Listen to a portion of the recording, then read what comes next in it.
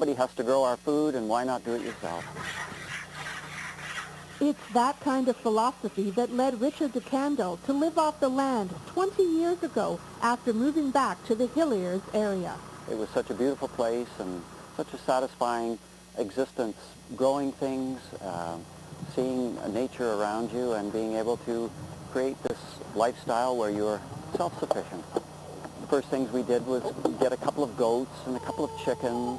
We sure had fun getting going, and then the really satisfying thing was getting into milking and then having goat milk and all the other kinds of products that come from that. At the age of 8, Richard's daughter Emily was expected to help out too. I had to clean the goat barn out weekly. I also helped with the milking, and especially in the spring when we had lots of baby goats, I had to bottle feed them 4 times a day, and getting the eggs and feeding the chickens and that sort of thing. So it's sort of more chore-less than anything for me. You get geared up and lay an egg there. There's quite a bit involved in keeping a farm going. You're tied to it 365 days of the year, especially if you have animals to feed. And we used to only milk once a day, but man, you had to be out there at sometime by 9 in the morning and have them milked out. And I guess the satisfaction of having done it yourself is the main reason we do it. And neighbors also have their reasons. I have a real love of animals that I can indulge in. We have goats and chickens here, and basically I think it's a healthy, upbeat lifestyle that we really wouldn't want to live in the big city anymore.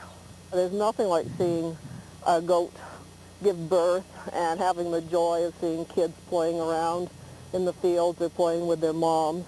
The joys and hard work led Richard to writing a book and sharing his experiences with others. It's sort of, a little bit of a how-to guide of different types of ways that you can do everything for yourself and benefit in the end. I think they will be entertained by a lot of the stories.